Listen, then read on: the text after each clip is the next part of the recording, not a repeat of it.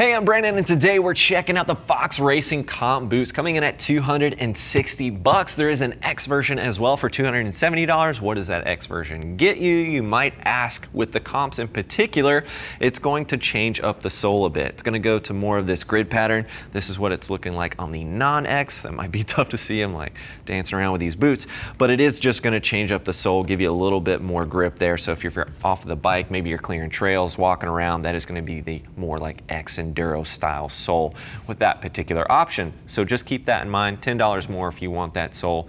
For the everyday rider, for my personal use, I'm an Enduro hair scramble guy myself. I actually like the boots without the lug pattern because I think it's a little bit easier to pull my foot off of the pegs when I need to do so when I'm racing, but to each their own there.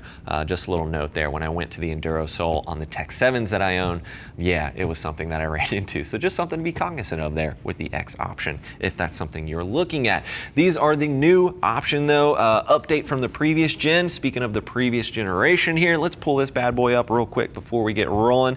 If you can see that, just to give you a comparison to what the old one looks like, you can see it's got 3 buckles there, slightly different design around the toe and around the gripper panel and the base. So definitely some updates to the newer generation of these boots, and I think it's certainly some tasteful updates, certainly updates for the better.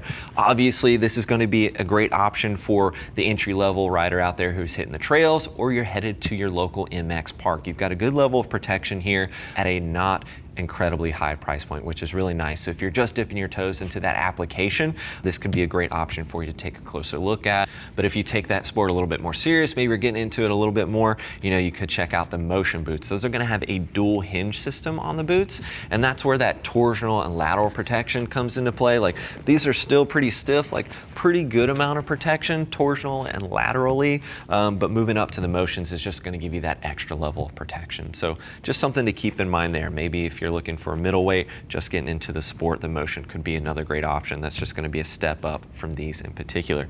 But let's talk about these a little bit more. Let's talk about the overall fit in general. I found that these are fitting just a little bit on the generous side of the spectrum as far as the toe goes. A little bit more room in the footbed for me, and I had a little bit more wiggle room around my toes. It wasn't enough to justify me going down a full size or going down in what I typically wear, but it is something worth noting. I typically wear a size 11. I wore an 11. They fit great. I just had a little bit of that extra wiggle room in the toe area, so something worth noting. The other note about sizing that I wanted to mention to you is that they do have half sizes in size 9, 10, as well as 11. So that's really nice. Not all manufacturers are doing that, so it is really great to have those half sizes available for riders out there because it is a very common need to have those half sizes, particularly in those size ranges. You are going to find youth sizes as well, which is really great. So if you've got a young rider in the family or you're trying to outfit them with some boots, these are available in youth sizes as well. Let's keep it moving here. We've got a microfiber synthetic leather main construction, nice reinforcement, really great reinforcement in the toe. You can see a little bit of flexibility with these boots too. Usually we're used to this style boot being a little bit more stiff when it comes to the overall flexibility. I was a little surprised by the amount of flexibility it provides. What's good about that is it feels a little bit more broken in than some of the other entry levels from other manufacturers that feel incredibly stiff, like planks of wood basically, if they don't have that dual hinge system. So these are going to give you a little bit more flexibility. So if you're looking at an entry-level boot, but also you want that flexibility, these could be a great option for you because they flex a good bit there. The other thing I wanted to point out is the sole itself. You can see this TPU wrapping all the way around it, all the way to the heel itself. Really good reinforcement, and they did update the sole a little bit there. It's nice and tacky, but it's going to wear very well. This is their what they call a Positech sole with these particular boots, so it's going to last quite a bit of time. But it's got a good bit of tackiness as well. As you move up in the ranks, if you start looking at the motion, that's going to be a Durotech sole, so a little bit more integrity there, a little bit more tackiness and grip. As you move up to the Instincts, well, it's all tackiness, it's all grip, but with that, it's going to wear out a lot quicker in the sole area. So just something to keep in mind as you move through the ranks here in these particular boots. So yeah, Positech with these particular soles. At the back, yeah, again, really nice reinforcement here. This is really key, really important for protection around the heel and the ankle. I broke my leg, tore ligaments in my ankle, and messed up all kinds of stuff.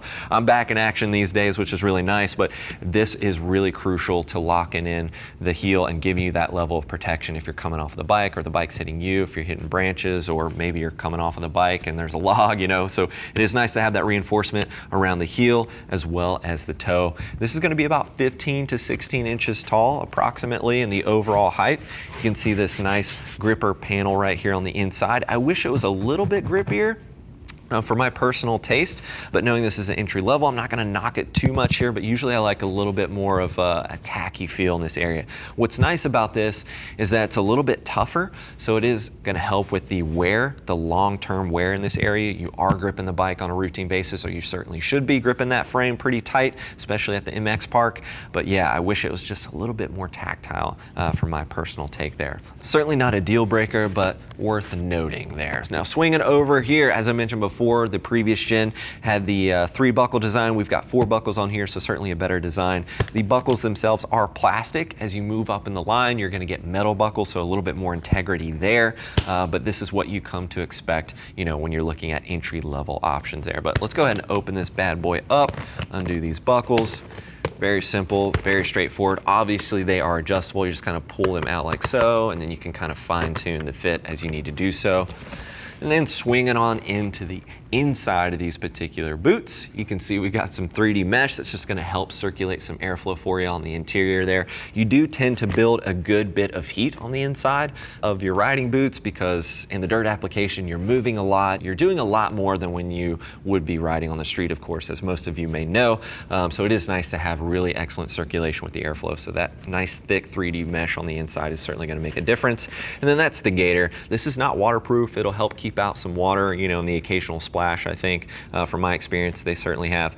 But I did want to note in the other models, if you're looking at the Motion or you're looking at the Instinct, when you go with the X model, this gaiter is going to be waterproof, but just a standard gaiter right here with these particular boots. But it has helped me out in the occasional splashes without any issue there. So overall, I think Fox did an excellent job with these boots as an entry-level option. Really stout protection, really good integrity with these particular boots.